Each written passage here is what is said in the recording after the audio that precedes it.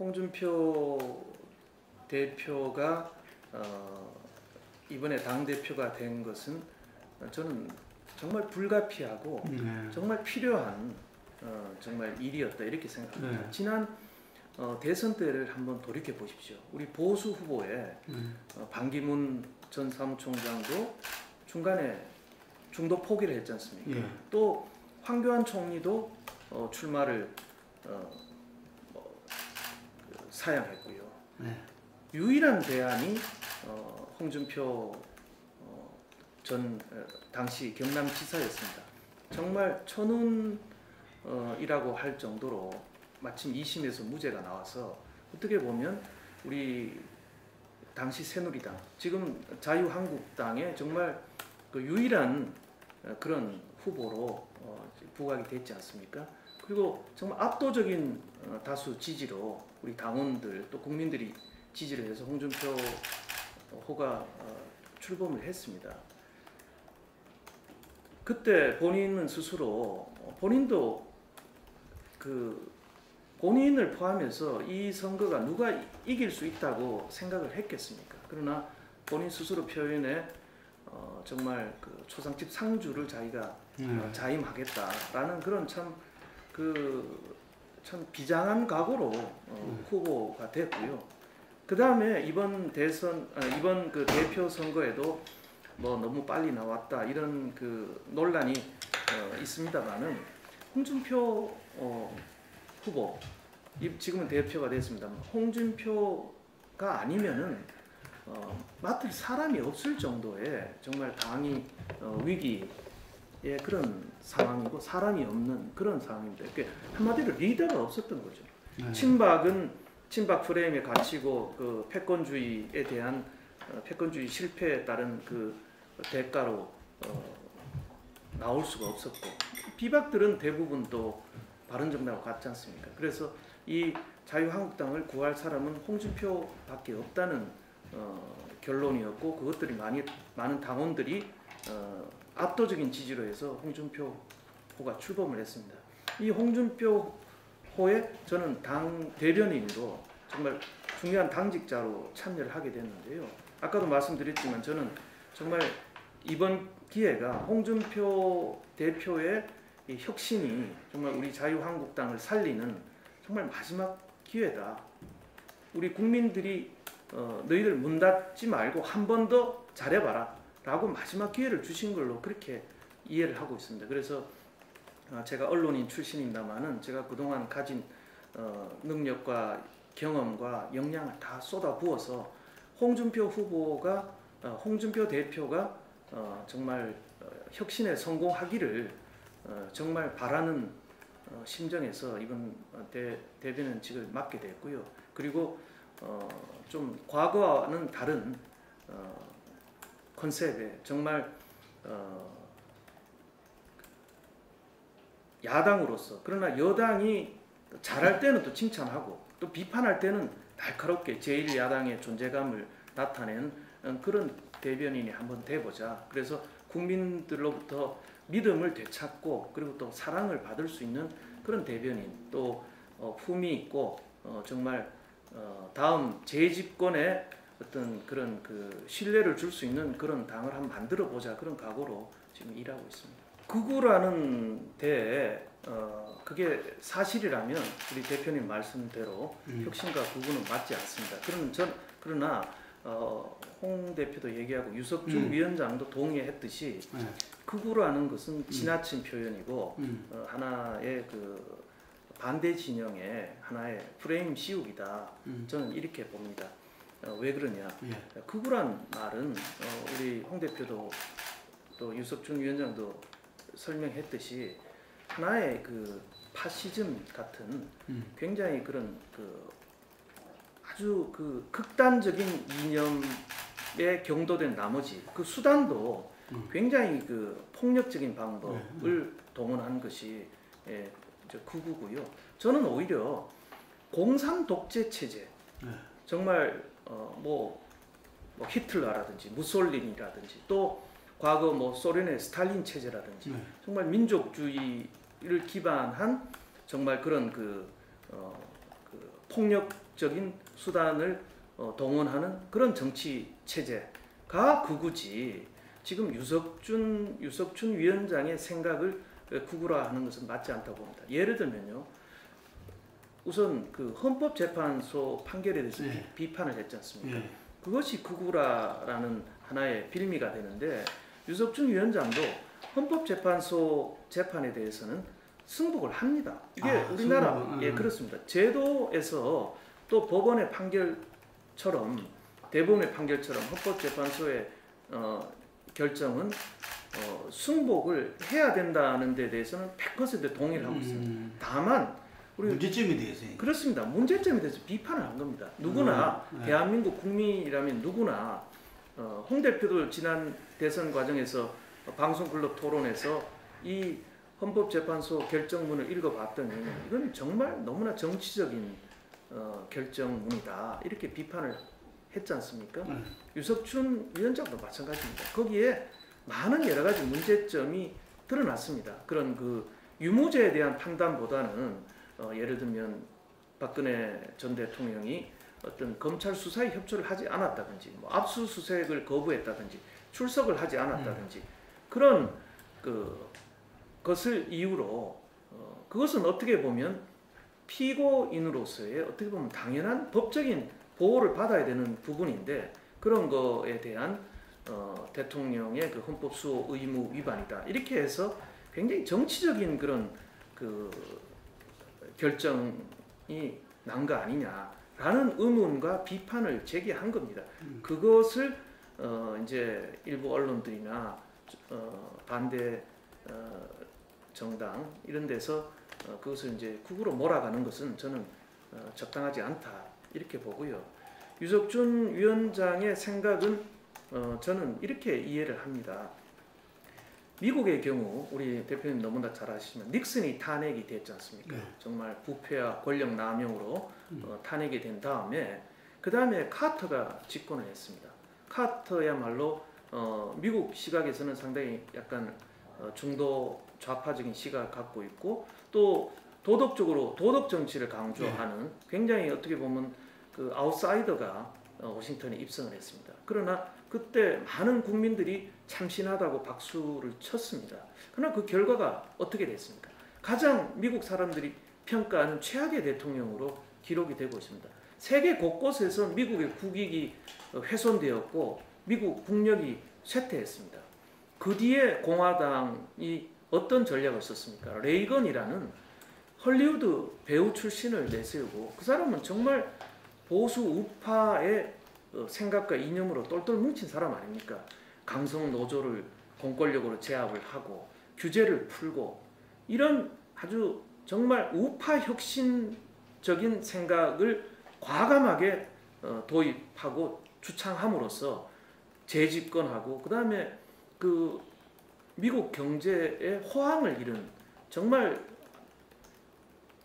몇 손가락 안에 꼽는 성공적인 대통령으로 기록되고 있지 않습니까? 공화당이 그래서 12년 그 조지 부시 아버지까지 해서 3번 연속 집권을 했지 않습니까?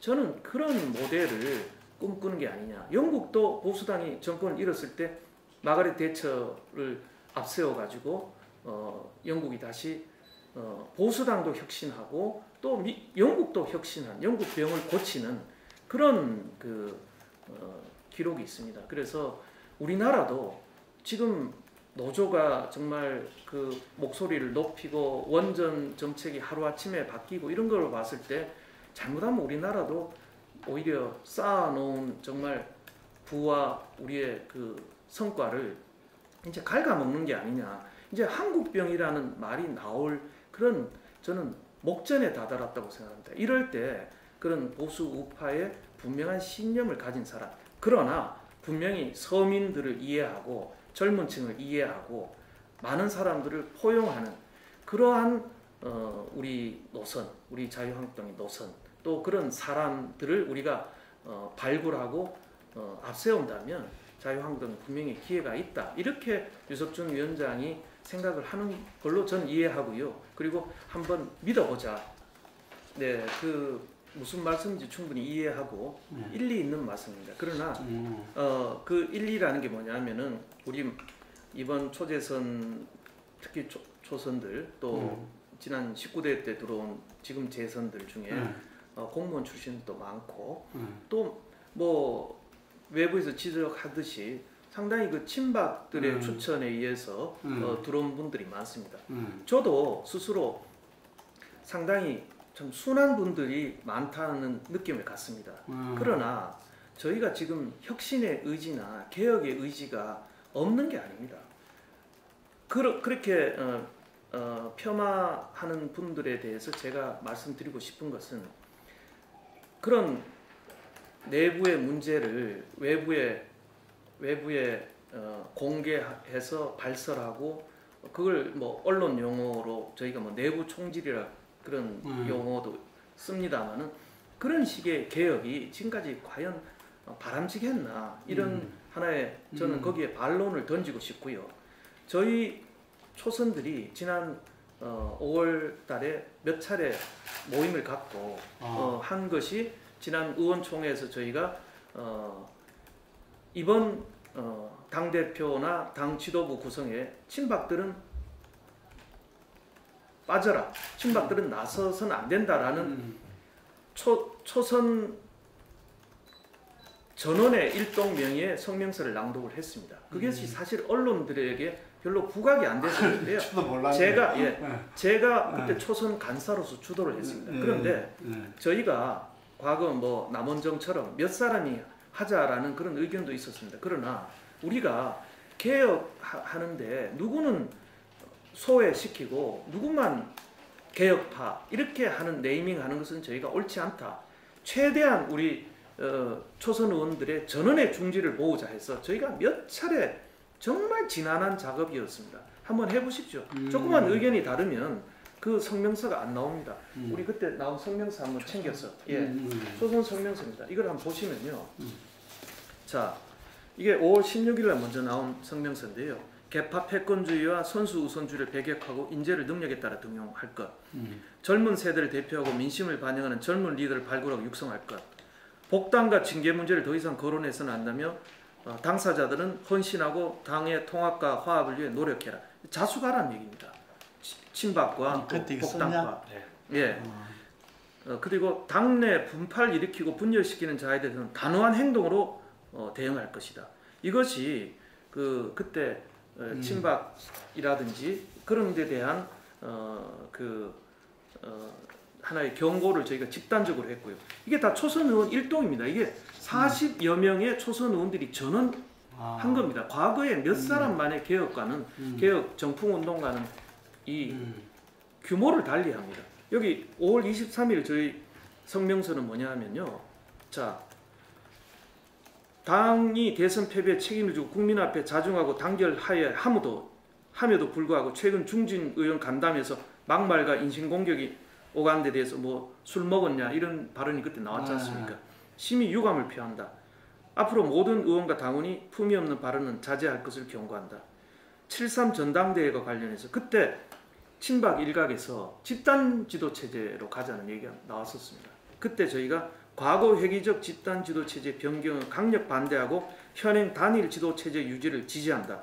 이렇게 성명을 발표했습니다. 그래서 대목이었어. 예, 그래서 저희가 소리 안 나게 그때 사실 전당대회 때 홍준표 대표 말고 몇 명의 친박 중진들이 거명이 됐지 않습니까? 네. 그러나 저희가 얘기도 하고 저도 친박 중진을 만나서 지금 친박 중진들이 나와서는 안 된다. 이것이 우리 초재선 의원 80~90%의 뜻이다. 그리고 홍준표가 완벽하진 않지만 홍준표 외에 대안이 없다. 기회를 주자라는 얘기를 했습니다. 그래서 저희가 조용히 물밑에서 이렇게 했고요.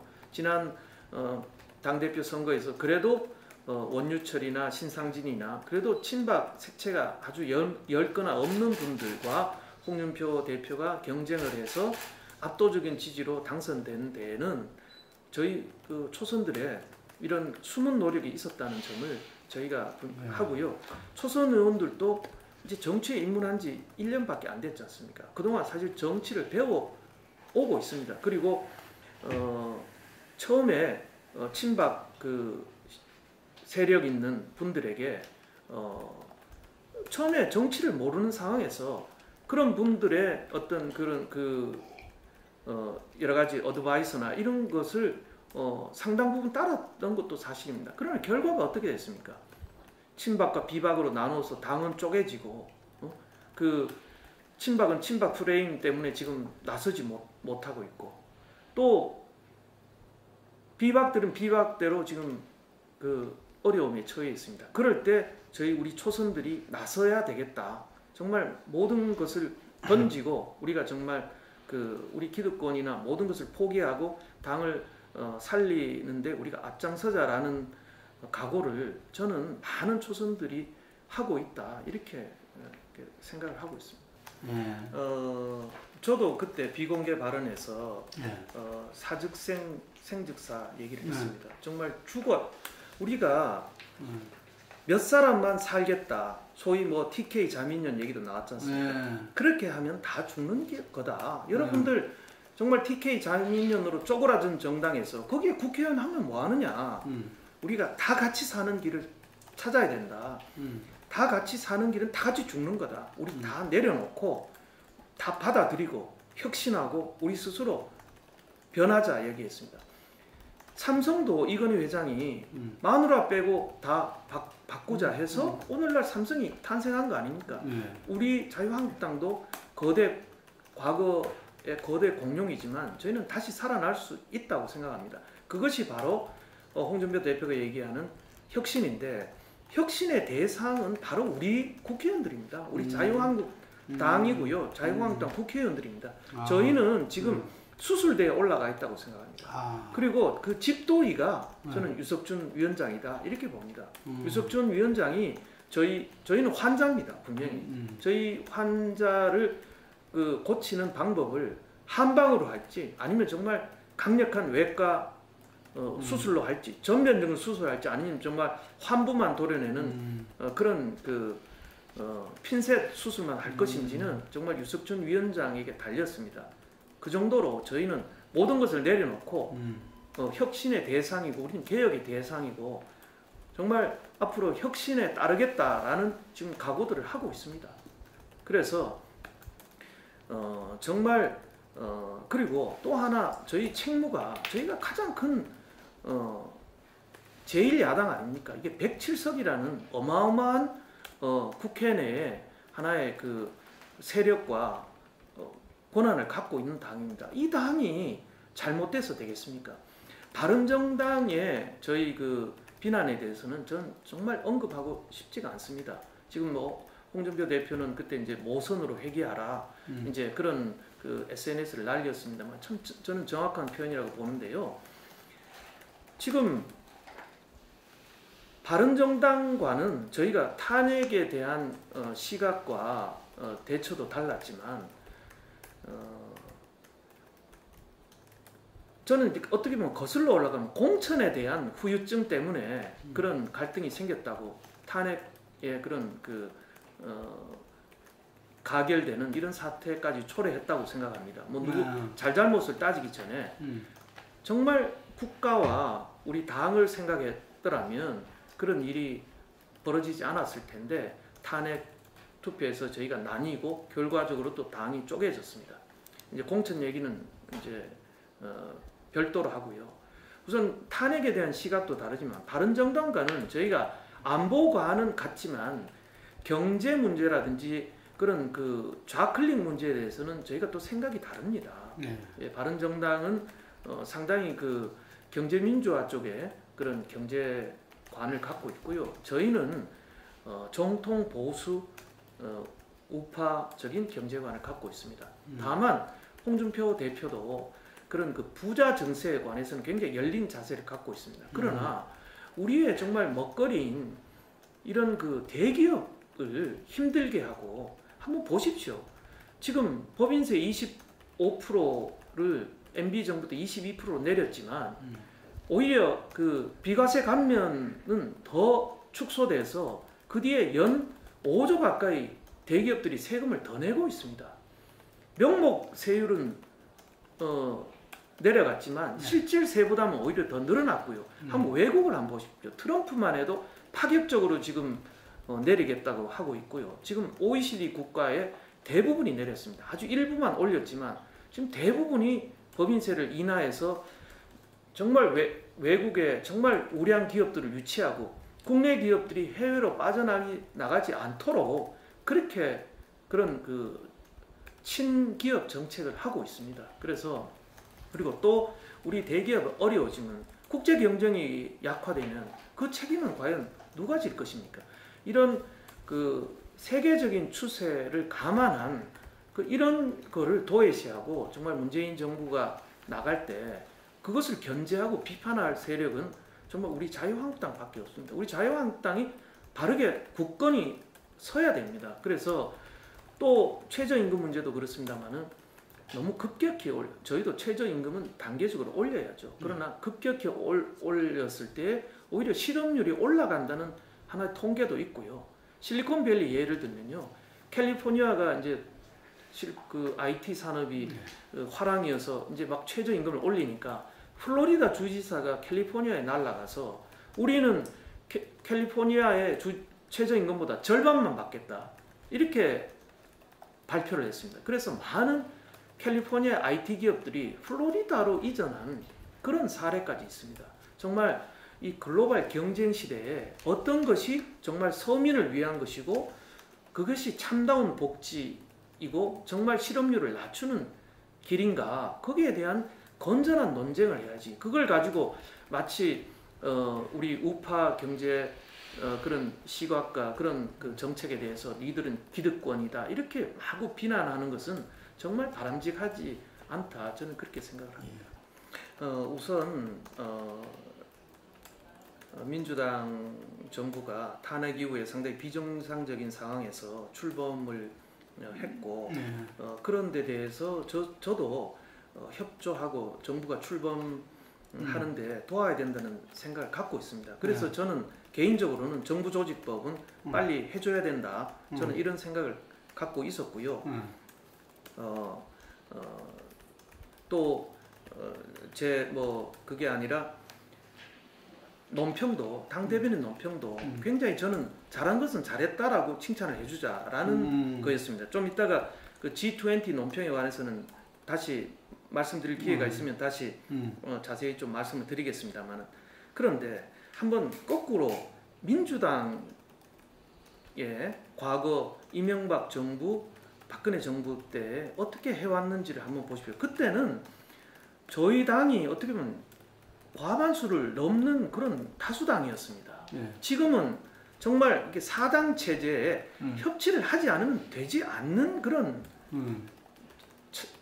상황이고요. 그때는 저희가 여당일 때 정말 다수당으로, 물론 그래서는 안 됩니다만 힘으로 밀어붙일 수도 있는 상황인데 저희가 굉장히 자제한 측면이 있습니다.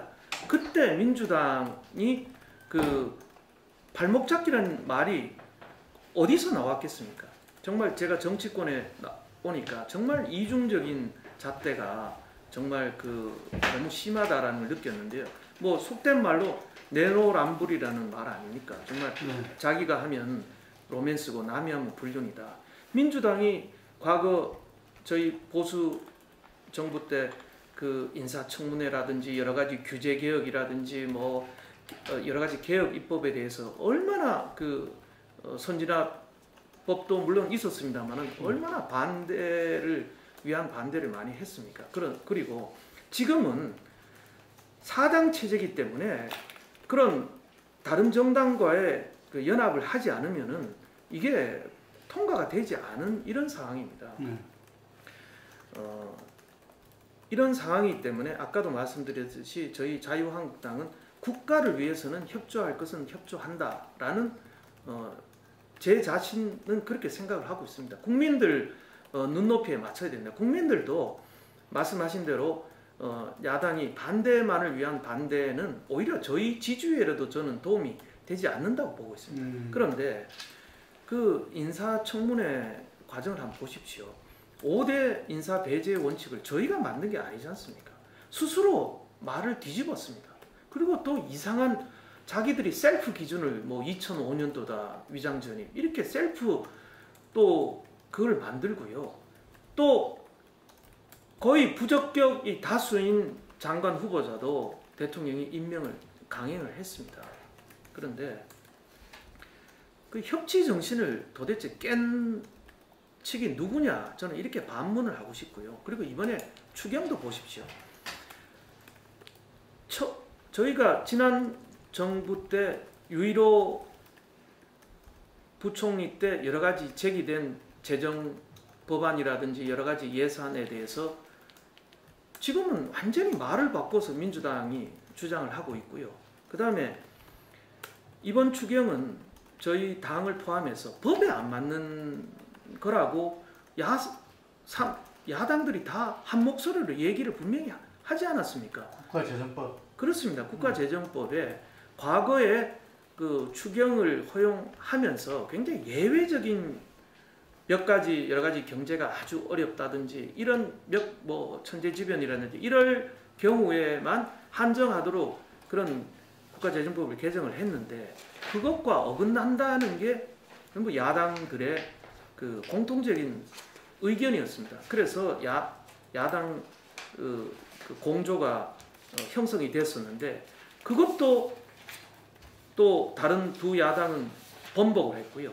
뭐 저희 일부 의원님들이 그 배신했다 이렇게 뭐 뒤통수쳤다 이런 표현을 씁니다만은 그것도 번복을 하고 또 일자리 추경도 안 된다고 철석같이 얘기를 했지 않습니까? 그래서 우리 원내 그 협상하신 분들은 4번이나 그 다른 번복을 했다, 배신당했다 이런 그 표현을 할 정도로 마지막 일자리까지 그 일자리 추경에 대한 반대했던 그런 한 목소리도 결국 또 번복을 했고요. 마지막에 저희 당도 정말 시급한 뭐 인천공항 그 확장에 대한 다른 여러 가지 공무원 문제라든지 최소한 1000명은 하자. 그까지 합의를 했지만 그것까지 외면하고 강행을 했습니다. 청와대 오찬 직전 아닙니까? 그래서 도대체 이게 청와대 오찬 밥값이냐? 정말 논리적이고 국민을 생각하고 국가 미래를 생각하는 게 아니라 이건 어떻게 보면 야합이 아니냐, 야당이 청와대에 다녀온 뒤에 이것이 과거의 밀실 영수회담하고 어떤 뒷거래하고 다를 게 뭐냐? 이게 저희는 원칙에 맞지 않는다는 거죠. 그러니까 원칙에 맞게. 그리고 공무원 증원 문제도 본 예산에 넣어서 국가 장기 계획에 따라서 공무원 수를 늘려야지. 한번 돌이켜 보십시오. 이 민주주의라는 게 탄생한 게 세금 때문이 아닙니까? 미국이 영국에 대해서 시민혁명을 일으킨 게 보스턴 차 사건 아닙니까? 정말 그때 대표 없이 과세 없다. 영국 정부가 마치 그 동인도 차에 대해서 마구 과세를 부과를 세금을 올려서 자기들의 전비를 충당할 때 그때 일어난 게 미국의 시민혁명이다. 이렇듯이 국민의 혈세를 이렇게 가벼이 할 수 있느냐라는 면에서 그래서 그게 법률이 있고 원칙이 있는 건데 그것을 원칙을 깨면서까지 지금 협치라는 명목하에 그런 야합을 하고 있다. 그거는 저희는 안 된다 이런 생각이고요. 심지어 저희한테 통보도 하지 않고 새벽 2시에 나머지 당들이 그걸 통과시키려고 한 것은 저는 이것은 의회에 이건 있을 수 없는 일이다. 정말 의회 내에 이건 하나의 폭거다. 그래서 새벽 2시 국회 본회의 소집도 정세균 의장도 부담이 되니까 그때 밤 11시에 그 대표들 불러 모아가지고 아침으로 했지 않습니까? 지금 언론에서는 뭐 우리가 뭐 통과시켜 주기로 약속을 했다, 약속을 했다 이런 얘기가 있지만 설마 그때도 뭐 155석이 정족수가 확보됐다 새벽 2시에 그런 얘기가 있었습니다. 실제로는 모르겠습니다만은 설마 그 다음날 아침에 정족수가 그 나머지 정당 네 당 아닙니까? 그죠? 국민의당, 정의당, 바른정당, 민주당 다 합쳐서 정족수가 안 될 거라고는 누가 예상을 했겠습니까? 그것이 여당 원내대표가 예상을 했겠습니까? 저희 정우택 대표가 예상을 했겠습니까? 그런 것이 어떻게 뒷거래가 그것이 어떻게 논의의 대상이 될 수 있습니까? 정족수를 채우는 것은 여당 몫이죠. 여당이 그것을 주도해야 되는 건데 오히려 저희가 불참을 하건 반대 투표를 하는 것은 그건 하나의 반대의 방법입니다. 그런 것을 어떤 트집잡 비판하는 것은 정말 트집 잡기고 여당의 그런 불성실한 의회 자세에 대해서 오히려 책임을 전가하는 거다. 저는 그렇게 봅니다. 이중적인 잣대가 있습니다. 여야가. 이제 여야가 뒤바뀐 거 아닙니까? 국회 선진화법을 저희가 여당일 때 개정하자고 했지 않습니까? 그렇죠. 그때 야당, 민주당은 반대했지 않습니까? 지금 와서는 거꾸로 아닙니까? 오히려 범여권에서 저는 감히 국민의당, 바른정당, 정의당이 계속 이런 식으로 집권 여당하고 같이 공조한다면 저는 더 이상 야당이라는 말을 스스로 하지 말라 할 자격이 없다 이렇게 봅니다. 차라리 어떤 연립 여당이라고 얘기를 하는 것이 낫지 어떻게 자기들 스스로 야당이라고 할 수 있느냐라는 우선 거기는 지적을 하고 싶고요. 저는 개인적으로는 이 선진화법이 언젠가는 고쳐져야 된다고 생각합니다. 그러나 지금 이런 이중적인 문제가 있고요.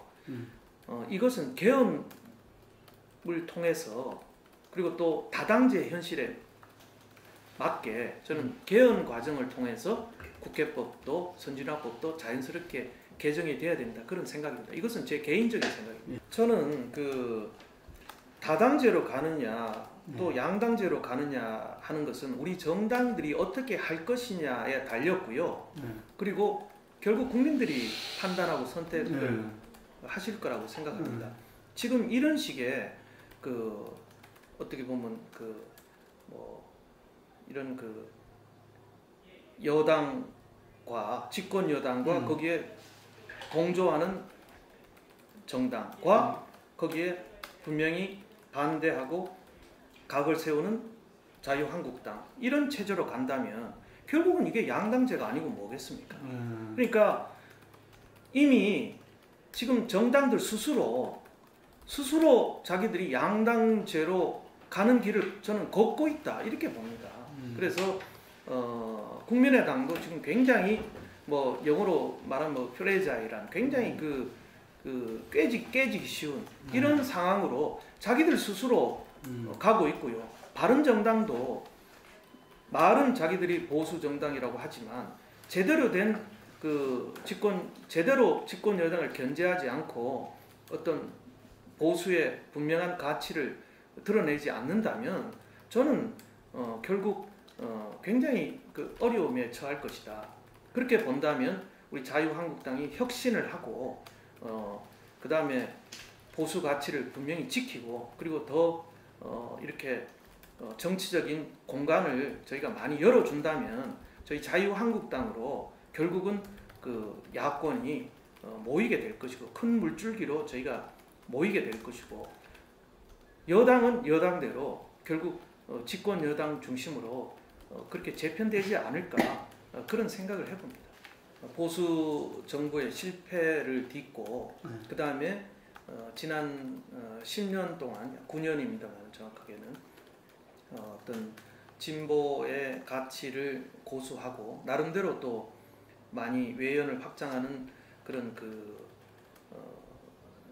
혁신을 거쳐서 집권을 했습니다. 이게 저는 보수 진보가 교대로 이렇게 집권하는 것이 나라를 위해서 건전하다고 생각합니다. 그리고 뭐든지 물이 고이면 썩게 돼 있지 않습니까? 그리고 절대 권력은 부패한다는 말도 있습니다만은 이제는 국민들이 한번 바꿔보자라는 열망이 있었다고 봅니다. 그래서 저는 국민의 뜻으로 문재인 정부가 집권을 했고 잘 되고 성공하기를 바랍니다. 그것이 대한민국을 위해서.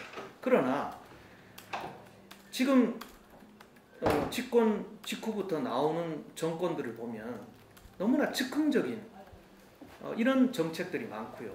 물론 그런 진보적인 정책들을 표범직은 한번 시도해봄직하다는 것은 저도 동의를 합니다. 한번 해봐라. 한번 저 권력을 줬으니까 한번 해봐라라는 그런 기대와 제가 위임은 분명히 하지만, 그러나 이것이 너무나 분명히 잘못 가고 있다든지 혹은 절차를 제대로 거치지 않고 즉흥적으로 움직이고 발표를 한다든지 이런 것은 굉장히 우려스럽다. 그리고 정책의 방향도 이것은 탈원전이냐 아니냐라는 문제, 또 정규직 비정규직 문제, 뭐 여러 가지 문제들이 있지 않습니까? 지금 이제 제기된 이런 것은 보수 진보를 떠나서 정말 여야가 머리를 맞대고 정말 그 협의를 하고, 그거야말로 정말 협치를 해서 정말 결정을 할 문제인데, 정말 청와대에서 밀실에서 몇 사람들이 결정을 해서 그냥 발표를 해버리지 않습니까? 그리고 공사가 예정됐던 것도 그냥 하루아침에 그냥 오다를 내려서 중단을 시켜버리고, 이런 일이 지금 벌어지고 있습니다. 여기에 대해서 정말 크게 우려하고 있고요. 이런 뭐 세금으로 공무원 늘리기라든지 이런 것은, 이것은 세계적인 추세와도 그 역행하고 세계적인 교훈도 우리가 되새기지 못하는, 결국은 이게 그리스로 가는 것이 아니냐라는 우려를 금할 수가 없는 거죠. 저희가 거기에 대해서는 바른 말을 하고 견제를 해야 된다, 이런 생각이고요. 정말 그 원전 얘기만 해도 한 가지 예만 든다면, 독일도 25년이 걸렸고 그렇게 탈원전으로 이행하는데, 스위스도 33년이 걸렸고, 일본, 대만도 원전으로 갔다가 지금 다시 회귀를 하고 있습니다. 그런 중요한 문제를 정말 그 지역 주민들의 뜻, 사드나 다른 문제에 있어서는 자기들이 생각하는 방향하고 어떤 문제에 있어서는 어떤 국민 여론을 수렴하고 어떤 문제에서는 국민 여론을 도외시하고, 이런 갈짓자 행보들에 대해서 저희는 굉장히 그 불안감을 감출 수가 없는 거죠. 그 말씀에 대체로 동의를 합니다. 지금 우리 삼성 반도체만 해도 그렇습니다. 지금 많은 뭐 10조 이상 분기에 이런 이익이 남습니다만, 반도체 산업의 특성상 엄청난 재투자가 이루어져야 됩니다. 그런 것 때문에 지금 우리 반도체 삼성전자가 세계 1위 초우량 기업으로 우뚝 섰지 않았습니까? 이런 대기업에 대해서 어떤 어떤 경쟁력을 어떤 상당히 훼손시키는 이런 정책들이 과연 지금 바람직한 것인가? 정말 그 박근혜 정부 때 쌓아놓은 곡간을, 또 대기업, 우리 초우량 기업들이 쌓아놓은 곡간을, 이걸 다 문을 열어가지고 빗장을 열어서 이게 다 이 선심, 포퓰리즘 정책을 쓰는 거 아니냐, 자신들의 그 공약을 맞추기 위해서. 그러니까 그 문재인 정부의 공약이라는 것도 이게 검증이 안 된 공약들입니다. 이제 그런 거를 위해서 지금 174조를 그런 식으로 조달하겠다는 데서 저희는 동의를 할 수 없고요. 정말 어떻게 보면 황금알을 낳는 거위에 배를 가르겠다, 알을 꺼내 먹겠다, 이런 발상이 아니냐, 저는 그렇게 좀 걱정을 합니다. 정말 아까도 얘기했지만 우리 대기업들이 말씀하신 대로 세부담을 많이 하고 있고요. 지난 세율은 내렸지만 비과세 감면이 축소돼서 세금 부담은 오히려 늘어났습니다. 우리나라 조세 부담률이 점진적으로 계속 증가하고 있습니다. 이런 마당에 정말, 그리고 저희는 지금 당론은 대기업 증세는 반대하고 부자 증세는 반대는 하지 않습니다. 그러나 부자들도 이미 상당히 그 많은 그 세금 부담을 많이 늘려왔습니다. 그렇게 본다면 아까 말씀하신 조세 정의 차원에서 그런 국민들의 뜻이 있다면 그런 그 지금 미소득 계층도 어느 정도 최소한의 어떤 성의 있는 세금을 같이 내서 어떤 그런 국민적인 콘센서스를 만들어가는 것이 중요하다, 이렇게 보고요. 그렇게 자꾸 그 부자들, 초 뭐 부자라는 용어를 썼습니다만 그런 부자 대기업들을 향한 타겟으로 하는 증세만 이렇게 한다면 이것이 이게 징벌적인 과세가 아니냐 이런 걱정을 하게 되는 겁니다. 홍준표 대표가 두 가지를 얘기했습니다. 예. 개혁 공천을 하겠다 예. 하고 이기는 공천을 하겠다. 아. 뭐 정치적인 지형이나 분석은 더 잘 아시겠지만 새 정부가 출범하고 1년 뒤에 선거에서 진 사례가 거의 없습니다. 맞습니다. 예, 그리고 지금의 이렇게 문재인 정부가 인사라든지 이렇게 정책을 펴는 거 보면 굉장히 이 영남 지역에 대한 공약에 공을 들이고 있습니다. 또 저희는 그래서 아까 말씀하신 대로 경북 빼고는 다 질지 모른다는 그런 위기감을 갖고 있습니다. 지금 탈원전 문제만 해도 지금 서병수 시장과 지금 다른 목소리가 당과 다른 목소리를 내고 있지 않습니까? 그것은 바로 선거를 의식하는 거라고 봅니다. 탈원전의 정책의 배경에도 저희는 PK 선거 대책이 저희는 포함되어 있다. 저는 이렇게 그런 노림수가 있다 이렇게 보고 있고요. PK 지역에 많으니까. 예, 그래서 저희로서는 정말 어려운 국면에 어려운 지방자치선거가 될 것이다. 지금 이렇게 우선 굉장히 위기다라는 전제 하에서 판을 짜야 된다. 저희는 그렇게 보고요. 대구만 그리고 가장 어려운 지금 대구시장만 해도 정말 김부겸 장관이 나오는 것을 전제로 해야 안 되겠습니까? 그런 상당히 강력한 지난 그 대구시장에서 약 40% 내외를 받았던 후보기 때문에 굉장한 강력한 도전자다 이렇게 봤을 때 저희는 정말 그 비장한 각오로 비상한 정말 공천을 해야 된다 이렇게 봅니다. 그래서 앞으로 그건 홍준표 대표의 보관이 앞으로 차근차근 드러날 것으로 봅니다만은 저는 두 가지라고 봅니다. 그 후보자의 역량도 굉장히 중요하고요. 그보다 더 중요한 것은 우리 자유한국당이 혁신하는 거라고 봅니다. 이게 다 저는 맞물려 있다고 보는데요. 앞으로 6개월이 정말 그래서 중요하다. 유석준 위원장의 혁신이 정말 중요하고 실패하면 저는 다 자유한국당도 실패하고 저희 지자체 선거도 실패한다고 봅니다. 저희 자유한국당과 보수 세력의 명운이 홍준표 대표의 개혁 그리고 우리 혁신위의 개혁에 달려 있다고 봅니다. 그래서 국민들이 저희 혁신을 보고 평가해주고 인정해주고 정말 다시 재집권할 수 있는 정당이다. 정말 또 가까이는 집권 여당을 견제할 수 있는 유일한 대안이다. 라고 평가를 해주실 때 저희가 지자체 선거에서 선방할 수 있다. 저는 그렇게 봅니다. 지금 개헌을 해야 되고요.